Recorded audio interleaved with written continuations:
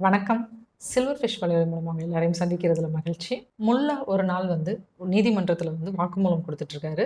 அப்போ அந்த நீதிமன்றத்தோட கிளர்க் அவர் குடுக்குற வாக்குமூலத்த நோட் பண்ணிட்டே இருந்திருக்காரு. திடீர்னு அந்த கிளர்க் ரொம்ப ஸ்பீடா எழுத ஆரம்பிச்சுட்டாராம். இவரால அவரோட ஸ்பீடுக்கு முல்லாவால வாக்குமூலம் குடுக்குறது ரொம்ப கடினமா இருந்துச்சாம். நம்மளுடைய மனசும் கூட அந்த கிளர்க் மாரி தான். அதோட எண்ணங்கள கடல் அலைகள் மாரி நமக்கு குடுத்துட்டே இருக்கு. இவ்வளோ வேகமா வர்ற இந்த மனதோட எண்ணங்கள நம்ம எவ்வளோ தான் அடக்கணும் அப்படின்னு முயற்சி செஞ்சாலும், அது மறுபடி ரொம்ப வேகமா தான் நமக்கு வந்துகிட்டே இருக்கும். ஸோ இவ்வளவு வேகமா செயல்படுற அந்த மனத எப்படி எந்தவித அடக்குமுறையும் இல்லாம, எந்தவித சர்வாதிகார முயற்சியும் இல்லாம அமைதிப்படுத்துறது அப்படின்றது தான் இந்த வீடியோல நம்ம பார்க்க போறோம். இத பத்தி தெரிஞ்சுக்கணும் அப்படின்னு நினைக்கிறவங்க இந்த வீடியோவ தொடர்ந்து பாருங்க.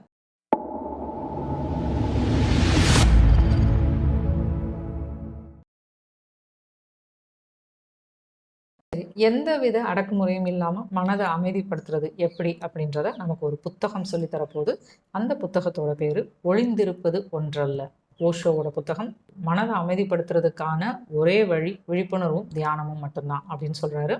இந்த புத்தகத்துல 9 அத்தியாயங்கள் இருக்கு. அதுல ஒரு ஏறத்தாழ 50 தியான முறைகள் பத்தி ஓஷோ சொல்லியிருக்காரு. நம்ம அது எல்லாத்தையும் டீட்டெயில்டா இங்க நம்ம பார்க்க போறது கிடையாது. அந்த தியான முறைகள பத்தி, அதோட பலன்கள பத்தி நீங்க தெரிஞ்சுக்கணும் அப்படின்னு நினைச்சீங்கன்னா, அவசியம் புத்தகத்த வாங்கி படிங்க. இந்த தியான முறைகள பத்தியெல்லாம் ஆரம்பிக்கிறதுக்கு முன்னாடி, ஓஷோ நம்மளுடைய உடம்ப பத்தி ஒரு விஷயம் சொல்றாரு. என்ன அப்படின்னா, நம்மளுடைய உடம்பு தான் நம்மளோட வீட்டோட கதவு மாதிரி.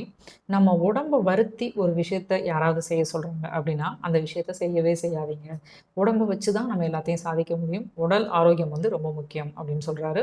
ஓஷோ சொல்ற முதல் முக்கியமான ஒரு தியான முறை என்ன அப்படின்னா, மூச்ச கவனிக்கிறது.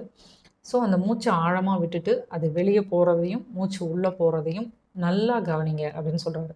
இது நம்மளுடைய கவனித்தல மேம்படுத்தும். இந்த மூச்ச இன்னொரு முறையிலயும் பயன்படுத்தலாம் அப்படின்னு சொல்றாரு. நம்ம வேகமா ஓடம்போது நம்ம மூச்ச கவனிச்சுக்கிட்டே ஓட சொல்றாரு. ஸோ நம்மளுடைய கவனம் முழுவதும் மூச்சிலேயே வச்சுக்கிட்டு நம்ம ஓடுறோம். அந்த ஓட்டம் முடிவடையும் போது நம்ம நம்மளுடைய இயல்பான நடைக்கு நம்ம திரும்புவோம் இல்லையா? நார்மலான ஸ்பீடுக்கு. அப்படி திரும்பும்போது நம்ம ஒரு பேராற்றல நம்ம உணர முடியுமா நமக்குள்ள? ஸோ இதுவும் மூச்சு பயன்படுத்தி செய்யக்கூடிய ஒரு அடுத்த தியான முறை. இந்த 2 தியான முறைக்கு அப்புறமா 3வதா ஒரு தியான முறை சொல்றாரு. அது ஒரு கற்பனை தியான முறை. என்ன அப்படின்னா, ஒரு ஆபத்தான சூழ்நிலையில நம்ம இருக்கிற மாரி கற்பனை பண்ணிக்கணும்.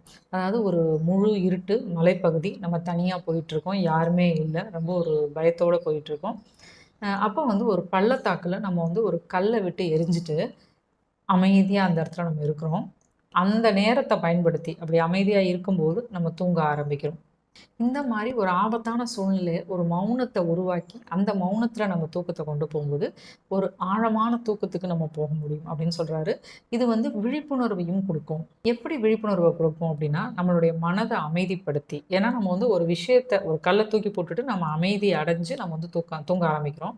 அதனால நம்மளுடைய எண்ணங்கள் எல்லாம் அமைதியாயி, எண்ணங்கள் எல்லாம் இல்லாம, ஒரு ஆழமான தூக்க நிலைக்கு நம்ம போக முடியும் அப்படின்னு சொல்றாரு.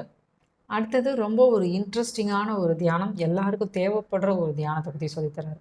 என்ன அப்டின்னா, நம்ம எல்லாருக்குமே ஏதாவது ஒரு கெட்ட பழக்கம் இருக்கும். என்ன அப்டின்னா, நகம் கடிக்கிறது, புகை பிடிக்கிறது, இந்த மாரி சில விஷயங்கள்லாம் நமக்கு இருக்கும். இந்த மாரி விஷயங்கள்லேருந்து நான் வெளிய வரணும் அப்டின்னு நெனச்சா, ஒரு தியான முறை பரிந்துரைக்கிறாரு. என்ன அப்டின்னா, எப்ப எல்லாம் நமக்கு அந்த மாதிரி ஒரு எண்ணம் வருதோ, நகம் கடிக்கணும் அப்டின்னு ஒரு எண்ணம் வருதோ, அப்பல்லாம் நம்மளுடைய மூச்ச ரொம்ப ஆழமா இழுத்து விட சொல்றாரு. அப்போ மூச்ச வெளிய விடும்போது, அந்த எண்ணம் வெளிய போற மாதிரி நம்ம கற்பனை பண்ணிக்கணும். மூச்ச உள்ள இழுக்கும்போது, புதிய ஒரு எண்ணத்த, நமக்கு தேவையான ஒரு எண்ணம் உள்ள வர மாரி நம்ம கற்பனை பண்ணிக்கணும். இந்த தியானத்துல நம்ம மனசுல கவனிச்சுக்க வேண்டியது என்ன அப்டின்னா, எங்கேயுமே நம்மளுடைய எண்ணங்கள மாற்ற நம்ம முயற்சி செய்யல. தேவையில்லாத எண்ணத்த வெளிய விடுறோம். தேவையான ஒரு எண்ணத்த உள்ள கொண்டு வரோம்.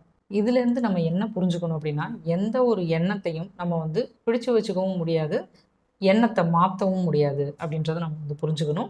ஸோ இந்த தியான முறை இது 2யும் செய்யாம, ஒரு புதிய ஒரு விஷயத்த நமக்கு உள்ள கொண்டு தேவையில்லாத அந்த விஷயத்த வெளிய கொண்டு போறதுக்கு நமக்கு ஹெல்ப் பண்ணும். இந்த தேவையில்லாத எண்ணங்கள பத்தி பேசும்போது ஓஷோ என்ன சொல்றாரு அப்படின்னா, எந்த ஒரு எண்ணம் மனசுக்குள்ள வந்தாலும், அது நல்ல எண்ணமா இருந்தாலும், கெட்ட எண்ணமா இருந்தாலும், அத தடுத்து நிறுத்த முயற்சி செய்யாதீங்க. அத வெறுக்காதீங்க அப்படின்னு சொல்றாரு. முக்கியமா நெறைய பேருக்கு வந்து தற்கொலை எண்ணம் வரும். ஏதாவது ஒரு கெட்ட எண்ணம், யாருக்காவது ஒரு ஏதோ கெட்டது செய்யணும் அப்படின்ற எண்ணம் வரும். இந்த மாரி எண்ணங்கள் வரும்போது நம்ம ரொம்ப சோர்வடைஞ்சு, அதோட நம்ம ரொம்ப முரண்பட்டு போராடுறது தான் பாதி பிரச்சனைகளுக்கு காரணம் அப்படின்னு சொல்றாரு. ஸோ அந்த மாரி எண்ணங்கள் வரும்போது, நம்மளுடைய மனதை தொடர்ந்து கவனிக்கிறதன் மூலம், நம்ம வந்து ஒரு சிறு இடைவெளிய நம்ம வந்து உணர முடியும். அதாவது தொடர் எண்ணங்களுக்கு இடையே ஒரு சின்ன ஒரு இடைவெளிய நம்மளால உணர முடியும் அப்படின்னு சொல்றாரு. அந்த இடைவெளியில எந்த ஒரு எண்ணமும், பயமோ, அச்சமோ எதுவுமே இல்லாம இருக்கும். அந்த சின்ன இடைவெளி வந்து ரொம்ப விலை மதிப்பற்றது அப்படின்னு சொல்றாரு. அந்த இடைவெளியில இன்னும் ஒரு அருமையான, அற்புதமான ஒரு விஷயம் நடக்கும். என்ன அப்படின்னா, கவனிக்கிறோம் இல்லையா? எண்ணங்கள கவனிக்கிற அந்த கவனிப்பாளர நம்ம கவனிக்கிற ஒரு வாய்ப்பு வந்து நமக்கு கிடைக்கும். அடுத்து இன்னும் ஒரு முக்கியமான ஒரு தியான முறை என்ன சொல்றாரு அப்படின்னா, ஓம் அப்படின்ற மந்திர ஜெபத்த சொல்றாரு. ஓம் அப்படின்னு நம்ம ஜெபிக்கும்போது, பயங்கர அற்புதமான ஆற்றல்கள நம்ம அடைய முடியும் அப்படின்னு சொல்றாரு. அதாவது ஒரு நாள்ல நமக்கு எப்பல்லாம் முடியுதோ, அப்பல்லாம் ஓம், ஓம்ன்னு நம்ம வந்து ஜெபிச்சுட்டே இருக்கணுமா. இரவுல தூங்குறதுக்கு முன்னாடி அத செய்யக்கூடாது அப்படின்னு சொல்றாரு. ஏன்னா, நமக்கு உடம்புக்கு வந்து பயங்கர அபார சக்தி கிடைக்கும். அதனால வந்து அது தேவையில்ல அப்படின்னு சொல்றாரு. அடுத்தது ஒரு மனிதன் வந்து 3 மையத்திலிருந்து வேலை செய்ய முடியும் அப்படின்னு சொல்றாரு. அது என்ன 3 மையம் அப்படின்னா, தலை, இதயம், தொப்புள் அப்படின்னு சொல்றாரு. ஒருத்தர் வந்து தலையிலேருந்து வேலை செய்றவரா இருந்தாரு அப்படின்னா, அவர் வந்து அதிகமான எண்ணங்கள், சிந்தனைகள் இதில வந்து சிக்கி தவிக்கிறவரா இருப்பாராம். ஒருத்தர் இதயத்திலேருந்து வேலை செய்றாரு அப்படின்னா, அது வந்து உணர்வுகளோட மையமா.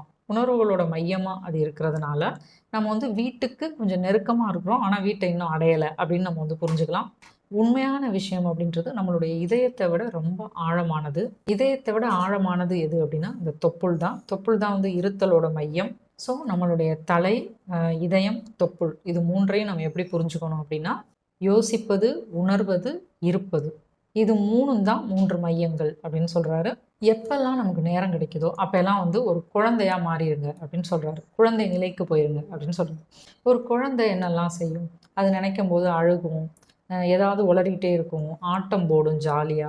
ஸோ இந்த மாதிரி நமக்கு நேரம் கிடைக்கும் போதெல்லாம் அர்த்தமுள்ளத தான் பேசணும்னு அவசியம் கிடையாது. நமக்கு என்னெல்லாம் உளரணும்னு தோணுதோ உளரலாம், ஆடணும்னு தோணுனா ஆடலாம். ஸோ இதெல்லாம் பண்ணி நம்ம ஒரு குழந்தை நிலைக்கு நம்ம போகணும் அப்படின்னு சொல்றாரு. அதாவது எந்தவித தடையும் இல்லாம நம்மளுடைய சந்தோஷத்துக்காக நமக்கு பிடிச்சத என்னெல்லாம் பண்ணணும்னு தோணுதோ, எதையெல்லாம் அடக்கி வச்சிருக்கோமோ, அதையெல்லாம் வெளிப்படுத்துற மாரி சந்தோஷமா உளறிட்டு, நல்லா ஆட்டம் போட்டுட்டு, இப்படிலாம் பண்ணிட்டு நம்ம தூங்க போனோம் அப்படின்னா, நம்ம வந்து ஒரு அமைதியான, ஒரு நிம்மதியான தூக்கத்துக்கு போக முடியும் அப்படின்னு சொல்றாரு. அடுத்தது உடல் அப்படின்னு வரும்போது, உடலை எப்போதுமே நம்ம வந்து ஆரோக்கியத்தோட தான் தொடர்பு படுத்தணும் அப்படின்னு சொல்றாரு. நம்ம நார்மலா உடம்ப எப்ப கவனிப்போம் அப்படின்னா, நமக்கு எப்ப உடல்நலம் சரியில்லையோ, அப்பதான் உடம்ப வந்து ரொம்ப கவனிப்போம். அப்படி நம்ம கவனிக்கிறத விட, உடல் ஆரோக்கியத்தோட இருக்கும்போது, நம்ம உடம்ப நல்லா கவனிச்சு பழகணும் அப்படின்னா, நம்ம ஆரோக்கியத்தோட நம்ம தொடர்பு தொடர்பு கொள்றோம் அப்படின்னு அர்த்தம். அப்போ உடல் ஆரோக்கியம் வந்து நமக்கு மேம்படும் அப்படின்னு சொல்லி, உடலோட தொடர்பு கொள்றத பத்தி ஓஷோ சொல்றாரு. உடல்ல நல்லா இருக்கும்போது நம்ம கவனிச்சுட்டே இருந்தோம் அப்படின்னா, உடல் ஆரோக்கியத்தோட நம்ம தொடர்பு கொள்றோம். இதனால உடல் நமக்கு என்ன சொல்லுது அப்படின்றத நம்ம கவனிக்க ஆரம்பிக்கிறோம். இதன் மூலம் நம்மளுடைய உடல் ஆரோக்கியம் வந்து மேம்படுது அப்படின்னு சொல்லி, உடலோட உடலோட ஆரோக்கியத்தோட தொடர்போட எப்பயும் இருங்க அப்படின்னு சொல்றாரு. இறுதியா ஒரு ஜென் குருவோட கதையோட இந்த வீடியோவ நம்ம முடிக்கலாம்.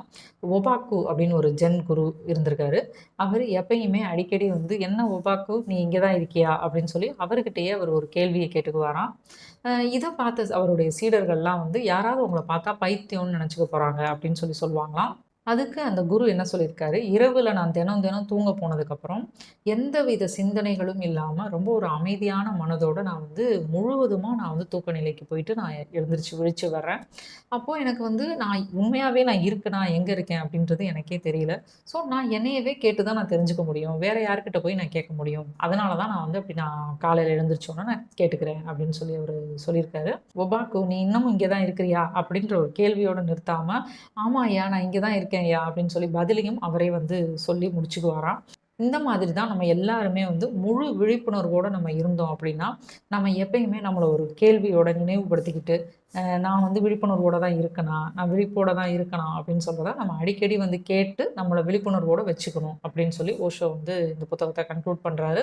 இந்த மாதிரி ஒரு விழிப்புணர்வோட, தியான நிலையில நம்ம இருக்கும்போது மட்டும் தான், நம்மளுடைய மனசை வந்து எந்தவித சர்வாதிகார முயற்சிகள் இல்லாமல் நம்மளுடைய மனசை வந்து நம்ம வந்து அமைதியாக நம்ம வந்து வச்சுக்க முடியும் அப்படின்றத இந்த புத்தகம் வந்து நமக்கு ரொம்ப அழகாக சொல்லித்தருது.